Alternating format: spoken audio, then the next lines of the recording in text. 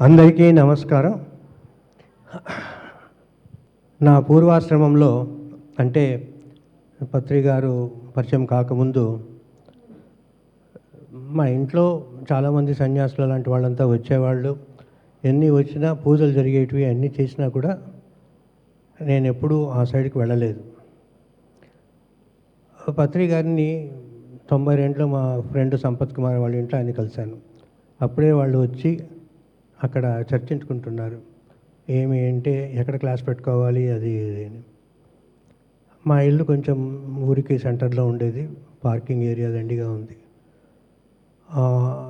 తర్వాత హాల్ కూడా ఉండేది. సో అక్కడ ఫస్ట్ క్లాస్ స్టార్ట్ అయింది అనంతపురంలో. పొద్దున్నే 10 గంటలకు, సార్ 9 గంటలకు వచ్చినారు. 10 గంటలకు క్లాస్ స్టార్ట్ అయింది. అంతకుముందు జరిగిండేది ఏంటి అంటే, సార్ కర్నూలులో పిరమిడ్ కన్స్ట్రక్షన్ అయింది, అందరికీ చెప్పేవారు, కానీ క్లాసెస్ కండక్ట్ చేసేవారు కాదు. క్లాసెస్ మొట్టమొదటిగా స్టార్ట్ కావడానికి ముఖ్య కారణం సార్కు పరిచయం ఉండేటువంటి గుణాకర్ రెడ్డి అనే ఇంజనీరు అనంతపూర్లో ఆయనకు పోస్టింగ్ వచ్చింది. సో ఆయన ఉన్నాడు కదా, తెలిసినవాడు ఒకడన్నా ఉన్నాడు కదా అనేసి ఆయన అక్కడి నుంచి అనంతపూర్లో స్టార్ట్ చేసినారు. సార్ అనంతపూర్ క్లాసుకు వచ్చేటప్పుడు మామూలుగా మా మరిగినే ఉండేవాడు. ఏం చేంజెస్ అంటూ ఏం లేదు. అది ఎక్కడ కానీ నేను ఒక గొప్ప వ్యక్తినో, నేను మీకందరికీ ఏదో చెప్తున్నానో అలాంటి బేషజాలు ఏంటూ ఏం లేవు. మామూలుగా టీషర్టు, జీన్స్ ప్యాంటు అలాంటివన్నీ వేసుకొని వచ్చేవారు. మాతో పాటే ఉండేవారు అంతే. మాకు ఆయనకు పెద్ద డిఫరెన్స్ అనేది కనపడేది కాదు. ఆయన చెప్తున్నాడు అనేటువంటి భావంతో ఎప్పుడూ లేదు. కర్నూలు నుంచి అనంతపురంకి వచ్చేవారు. అలా ప్రతి వారము 100 వారాల పైనే వచ్చారు. కొంతకాలం అయిన తర్వాత 2 రోజులు 3 రోజులు ఇంట్లోనే ఉండేవారు. నేను అంతవరకు చూసిన వాళ్ళలో ఎవరు కానీ ఒకే ఒక పాయింట్ అని లైఫ్లో ధ్యానం. ఆ ధ్యానం అంటే నేను చేసేదని కాదు, అందరికీ నేర్పించాలని. వాళ్ళ అనుభవాలు ఎంత ఎంజాయ్ చేస్తారు అంటే ఇంక చెప్పలేము అసలు.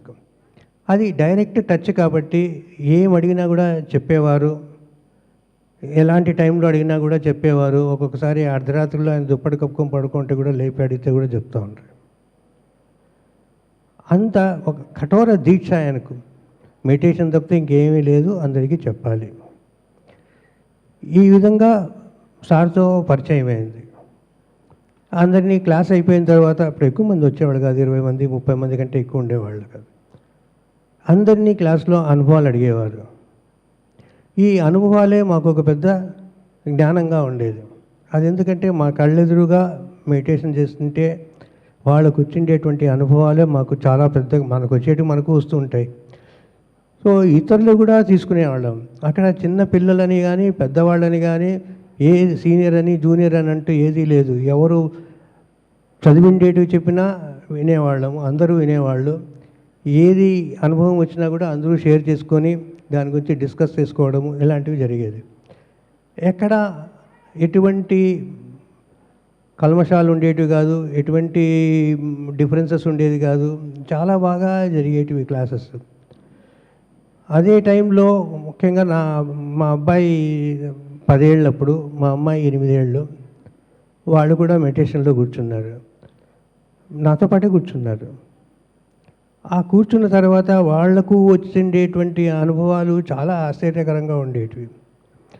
సో మాకు వచ్చిండేటువంటి జ్ఞానమంతా అనుభవాలంటే హాస్టల్ రావాలంటే ఏంటి, మాస్టర్స్ అంటే ఎలా ఉంటారు, వాళ్ళు మాస్టర్స్ టీచింగ్ ఎలా ఉంటుంది, వాళ్ళు ఏ విధంగా ఈ చిన్నపిల్లల్ని వాళ్ళు చూసుకుంటారు, ఇలాంటివన్నీ బాగా ఆ జ్ఞానం చాలా ఎక్కువగా ఉపయోగపడింది నా లైఫ్లో.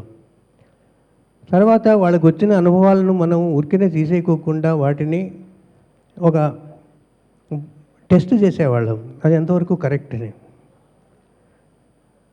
ఆ టైంలో రంగా అని ఉండేవాడు, సార్ డ్రైవర్. సార్ ఉద్యోగం మొదలుపెట్టినా కూడా ఈయనేమో వచ్చేవాడు ఎప్పుడు.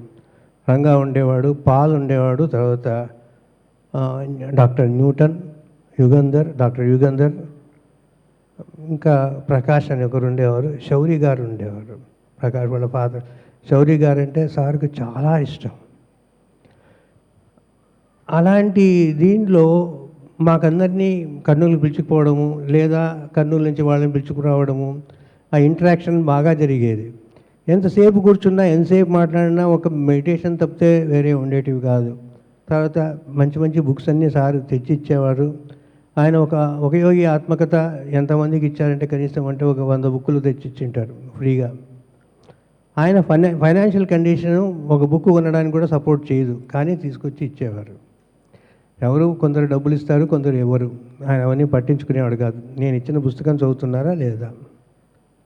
ఈ ఒక యోగి ఆత్మకథ అనే పుస్తకము యాక్చువల్గా దేశంలో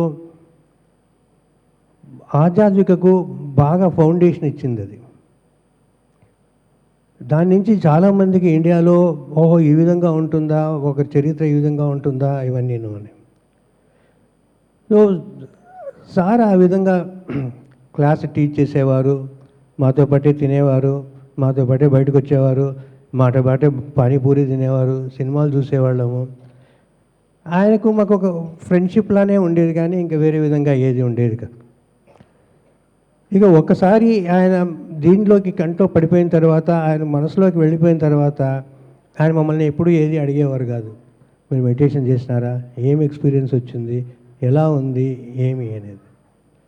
సో ఎందుకు వీళ్ళు వస్తున్నారు అని అంటే చాలు, వీళ్ళు ఏదో ఒకటి చేసుకుంటూ ఉంటారు, ఎవరికొరికి ఏదో చెప్తూ ఉంటారు మెడిటేషను, ఇది ఈ విధంగానే ఉంటుంది. కాబట్టి ఆయన ఎప్పుడు అడిగేవారు కాదు. కానీ ఆయనకు అనంతపూర్లో ఉండేటువంటి మెడిటేటర్స్, అంటే ఆ కాలంలో ఉండేటువంటి మెడిటేటర్స్, అంటే నాతో పాటు చేసిన వాళ్ళు అంటే ఆయనకు చాలా ఇష్టం. పత్రి మేడం కూడా చెప్పేవారు, ఆయన ఎవరు ఎంత చేసినా ఏమి చేసినా ఈయన మనసులో ఎప్పుడు అనంతపురం వాళ్ళే ఉంటారు. ఆయనకు చాలా ఇష్టం. ఎక్కడికి పోయినా కూడా ఇమ్మీడియట్గా వచ్చేస్తారు, దగ్గరకు వచ్చేసి మాట్లాడిస్తూ ఉంటారు. మేము వచ్చినామా, కళ్ళు కనపడినామా ఏ ప్రోగ్రాంలో, చాలా అంతే. ఆయనకు వచ్చినారా వెళ్ళినారా, అంతేగాని మీరు ఉండండి అని ఏమీ లేదు. ఆ విధంగా ఒక అవినాభావ సంబంధం ఉండేది మాకు. మీకు 92లో నేను ఎంటర్ అయినాను, ఏప్రిల్లో ఎంటర్ అయినాను. 92 డిసెంబర్లో ఫస్ట్ సార్తో కలిసాము కర్నూలులో. అప్పుడు కర్నూలులో ఉండేవారు. కర్నూలులో కలిసాము. ఎంతమంది ఉన్నామంటే 7 మంది 8 మంది ఉన్నాం. సారు, పత్రి మేడము, తర్వాత ఈ యుగంధరు, న్యూటన్, పాల్, ప్రకాష్, వీళ్ళు ఉన్నారు అంతే. అదే ఫస్ట్ ధ్యానయజ్ఞం అని చెప్పుకోవచ్చు. ఎందుకంటే ధ్యానులందరూ కలిసి చేసుకునేటువంటి 8 మందో 10 మందో ఉన్నాం అంతే. నెక్స్ట్ ఇయర్ కూడా అలాగే ఉండింది. కానీ నెక్స్ట్ ఇయర్ ఏమైపోయిందంటే ఒక మంచి అనుభవం జరిగింది. సార్ ఎందుకో 1 గంటకు ఆ మధ్యలో నన్ను లేపేశారు. సార్ ఇంటి దగ్గరే కర్నూలు పిరమిడ్ ఉండేది, పక్కన కొంచెం దూరంలో. పిలుచుకొని వెళ్ళిపోయినారు రాత్రి 12, 1 గంటకు ఆ మధ్యలో. పిలుచుకొని పోయేసి కూర్చోబెట్టి ఆయన ఫ్లూట్ వాయిస్తూ ఉన్నారు. అంతే. అది నాకు మళ్ళీ ఇంకా ఏం తెలియదు. అక్కడి నుంచి ఒకటే నేను ఆయన ఇద్దరే ఉన్నాము. మళ్ళీ నేను లేచే వాళ్ళకు సుమారుగా 8 ఏమో అయింది. ఇంకా నేను ఎక్కడికి వెళ్ళలేదు, అట్లా డైరెక్ట్గా అనంతపూర్కి వచ్చేస్తాను. ఇలాంటి అనుభవాలన్నీ పర్సనల్గా వచ్చేసి ఆయన సార్ మా ఇంట్లో ఉన్నప్పుడు మార్నింగ్ లేస్తూనే ఫ్లూట్ వినిపించేది. సార్ పొద్దున్న లేస్తూనే ఫ్లూట్ వాయించేవారు. మేము కాఫీ తీసుకొని పైకి వెళ్ళేవాళ్ళం. ఈ విధంగా ఏది కావాలన్నా ఎక్కడ కానీ మాకు మొహమాటం లేదు, ఆయనకు మొహమాటం లేదు. చాలా బాగా జరుగుతుండేది. నేను మా పిల్లలు కూర్చొని మెడిటేషన్ చేసినప్పుడు ఏమనుకున్నాను అంటే, అరే ఈసారి చిన్నపిల్లలు వీళ్ళు ఏం చేస్తారని. కానీ వాళ్ళ అనుభవాలు చూసిన తర్వాత పిల్లల మీద చాలా ఇంపార్టెన్స్ ఇచ్చినారు. తర్వాత ఇంకొకరు అన్నపూర్ణ అని ఉండేవారు, ప్రవీణ అని ఉండేవారు, తర్వాత మురళీధర్ కూతురు దివ్య అని ఉండేది. వీళ్ళందరినీ బాగా ఎంకరేజ్ చేస్తూ వచ్చారు. ఒకసారి గుంతకల్లో కూర్చుంటే ఈ 5 మంది అంత 8 సంవత్సరాలు 10 సంవత్సరాలు వయసు వీళ్ళకు. అంత తక్కువ వయసులో కూడా వాళ్ళందరికీ ఎంతగా క్లాస్ చెప్పినారు, ఎంతగా మెడిటేషన్ చేస్తారంటే వాళ్ళు రాత్రంతా మేల్కొన్నారు. మేమెవరూ లేము, మేమేమో నిద్రపోయినాం. కానీ సారేమో వాళ్ళని పట్టుకున్నారు, 5 మందినో 6 మందినో పట్టుకొని, చిన్న పిల్లలంతా 8-10 ఏళ్ళలో. సో ఆయనకి ఆ అంకిత భావం అనేది మనము ఇట్స్ బియాండ్, నాకు అర్థం కానే కాదు. ఇంతవరకు ఏ మనిషిని కాదు ఆ విధంగా నేను చూడలేదు. ఆయనకి ఎప్పుడు మనము అనేది అంటే ధ్యానులు అంతే. ఆయనకి ప్రపంచం ధ్యాన ప్రపంచం తప్పితే ఏం లేదు. పిల్లల్ని కూడా ఆయన పట్టించుకునేవారు కాదు యాక్చువల్గా చెప్పాలంటే. ఎక్కడో వచ్చినా కూడా ఏదైనా ఫంక్షన్కో ఏదైనా ప్రోగ్రామ్కి వచ్చినా కూడా ఎవరో ఒకరితో ఉన్నారులే, వాళ్ళు చూసుకుంటున్నారులే అనేటువంటి ఇదే. కానీ పిల్లలకు అన్నం తిన్నారా, కాఫీ తాగినారా, పడుకున్నారా, వాళ్ళకి ఏమైనా అకామిడేషన్ అవన్నీ ఇచ్చినారా, అవన్నీ ఏ రోజు అడిగినవాడు కాదు. సో ఆయనకు సంసారం లేదు, ఏదీ లేదు, అన్నీ వదిలేసే కూర్చొని ఆ సంసారంలో ఉంటూ సంసారాన్ని కంప్లీట్గా ఇగ్నోర్ చేస్తూ అంతా ఆయన ప్రపంచమంతా ధ్యానులు తప్పితే వేరే ఏం లేదు. సో అప్పుడు అనంతపూర్ నుంచి కొన్ని చుట్టుపక్కలంతా ప్రయత్నం చేసినాం క్లాసెస్. ధర్మవరం అని, తర్వాత హిందూపురం, పామిడి, ఇలాంటి ఊర్లన్నింటిలోనూ ప్రయత్నం చేస్తే అప్పుడు ఎవరు వచ్చేవాళ్ళు కారు. 2, 3, 4 వస్తారు. మరి నెక్స్ట్ వీక్ పోయినామంటే వాళ్ళు ఉండరు. మళ్ళీ ఎవరో ఒకరు ఇద్దరు కొత్త వాళ్ళని పట్టుకొని చేసుకోవాలి. అలాంటిది తర్వాత అనంతపూర్ నుంచి ఆయన ఏం చేశారంటే, పొద్దుటూరులో క్లాసెస్ నేను తీసుకుంటానని సార్ పొద్దుటూరుకి వెళ్ళేవారు. కర్నూలు నుంచి డైరెక్ట్గా పొద్దుటూరుకి వెళ్ళి పొద్దుటూరు నుంచి అనంతపురంకి వచ్చేవాళ్ళు. పొద్దుటూరుకి 50 వారాలు వెళ్ళారు, కంటిన్యూస్గా 50 వారాలు. దానిలో ఒక 45 వారాలు ఒక పోలీస్ కానిస్టేబుల్ వచ్చేవాడు అంతే, ఇంకెవ్వరు రాలేదు. కానీ సార్ని అడిగినాము, ఏమండి మీరు ఎవరు రావటం లేదు కదా, ఎందుకు పోతున్నారు అని అంటే, నేను 50 వారాలు అక్కడికి వెళ్ళాలనుకున్నాను, వెళ్తున్నాను. ఒక్కరు వచ్చినా ఒకటే, ఎవరు రాకున్నా నాకు ఒకటే. నేను చేయాలన్నది చేస్తూ పోతూ ఉంటాను. అదే ఆ తరువాత పొద్దుటూరు ఎంత గొప్పగా తయారైంది.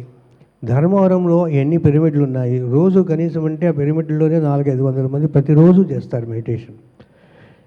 సో మనము ఏదైనా మొదలుపెట్టినప్పుడు సార్ ఎప్పుడూ డిసప్పాయింట్ కాడు, ఆ రిజల్ట్నే చూడు. నేనేం చేసినాను, నేను ఎంత కష్టపడినాను అనేది వరకే చూస్తున్నారు, కానీ నా డ్యూటీ నేను సక్రమంగా చేస్తున్నానా లేదా అనేది చూస్తున్నారు, కానీ ఇంకా వేరే ఏదీ లేదు. ఎవరు ధ్యానం అనుభవం చెప్పినా కూడా చాలా సంతోషపడతా అంటారు. అంతా మనం అనుకుంటుంటే మనకు కోపము అది ఇది, మన ఇంట్లో మన తల్లిదండ్రులు మనతో కోపపడుతూ ఉంటారు, పిల్లలు, అక్క చెల్లెళ్ళు, అన్నదమ్ముళ్ళు, మనము ఆ విధంగా ఆయన కూడా ఒక ఫ్యామిలీ మెంబర్లానే మేము తీసుకున్నాం, కానీ వేరే విధంగా ఎప్పుడూ తీసుకోలేదు. బాగా చనువు ఇచ్చారు. ఆ చనువుని మేము దుర్వినియోగం చేసుకోకుండా మాకు సబ్జెక్ట్ వైజే మేము వెళ్ళేవాళ్ళము. ఈ విధంగా సార్తో గడిపినటువంటి దినాలు. ఆ తర్వాత కొద్ది కాలం తర్వాత ఆ ఉరవకొండలో వెంకటేశ్వర గారైనా ఆయన లేరు, ఆయన పిరమిడ్ స్టార్ట్ చేసినారు. ఆ తర్వాత అనంతపూర్లో ఒక పిరమిడ్ స్టార్ట్ చేసినారు. అనంతపూర్లో పిరమిడ్కు సంపత్ కుమార్ బాగా కష్టపడి ఆయన ల్యాండ్ అంతా ప్రొక్యూర్ చేసినారు. అప్పటికి అది 60x60 కట్టినారు. 60x60 అప్పటికి ఎక్కడా లేదు అంత పెద్ద సైజు పిరమిడ్. సో అదే మేము చాలా హైయెస్ట్, చాలా బిగ్గెస్ట్ అనుకుంటూ ఉంటాం. ఆ తర్వాత 160x160, 200 ఇలా ఒక్కొక్కటి వస్తున్నాయి. సార్ ప్రతిసారి కనపడినప్పుడల్లా ఒకటే మాటే అంటారు. ఏమంటారు, ఏమయ్యా నీకు ఇంత మంది వస్తారు, ఈ విధంగా ఇంత పెరుగుతుంది అని ఎప్పుడైనా ఊహించినామా మనము అని అంటారు. ఆయనకే ఆశ్చర్యం, నేను ఇంత కష్టపడినానా, నేను కష్టపడిన దానికి ఎంత ఫలితం వస్తుందా అనేది ఆయనకి చాలా సంతోషం. తన గురించి తాను ఏనాడు పట్టించుకోలేదు, కొంచెం కూడా లేదు. లారీ ఎక్కి లారీల్లో కూడా వచ్చినారు, ఎక్కడికైనా బస్సులో పోదామంటే బస్సులో వచ్చినారు. చాలామంది మీరంతా ఆయనకు పడినటువంటి కష్టాన్ని మీరు చూడలేదు. మీరు వచ్చేవాళ్ళకే అప్పటికే వేల సంఖ్యలో సార్ దగ్గరికి వచ్చేవాళ్ళు. తర్వాత ఇప్పుడు నేను ఇచ్చేటువంటి అడ్వైజ్ ఏమిటి అంటే, పిల్లలు సక్రమంగా ఉండాలి అని అంటే వాళ్లకు అదేది మొబైల్ ఫోన్ తీసి ఇవ్వడము, ఇంకొకటి ఏదో తీసిపోవడము, వాళ్లకు ఫుడ్ అన్నీ ఉన్నాయి ఇక్కడ, పిజ్జాలంట ఇవన్నీ, ఇలాంటివన్నీ కాకుండా వాళ్ళను ధ్యాన మార్గంలో మీరు పెట్టినారు అని అంటే మీకు వాళ్ళ నుంచి ఎటువంటి ఇబ్బంది ఉండదు.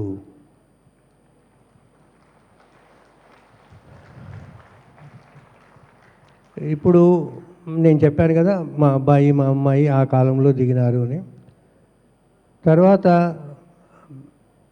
వాళ్ళిద్దరు ఇప్పుడు యుఎస్లో ఉన్నారు, వర్క్ చేసుకుంటూ ఉన్నారు. ఇప్పుడు కూడా వాళ్ళు మెడిటేషన్ చేస్తారు, అన్నీ చేస్తుంటారు. వాళ్ళ క్యారెక్టర్ కానివ్వండి, వాళ్ళ క్వాలిటీలు కానీ అన్నీ చాలా ఉత్తమంగా ఉంటాయి. నా పిల్లలు నేను చెప్పుకోవడం లేదు. మెడిటేషన్ చేసిన వాళ్ళు, ఆ కాలంలో పిల్లలు చేసినటువంటి మెడిటేషన్లో చేసిన వాళ్ళు అందరు పిల్లలు చాలా బాగున్నారు. కాబట్టి మన మెడిటేషనే కాదండి, ఇప్పుడు పిల్లలను బాగా మెడిటేషన్లోకి దించాలి. చిన్నప్పటి నుంచి చూడాలి. వాళ్ళు ఎంత ఉత్తమైనటువంటి మనుషులుగా తయారవుతారో చూడండి.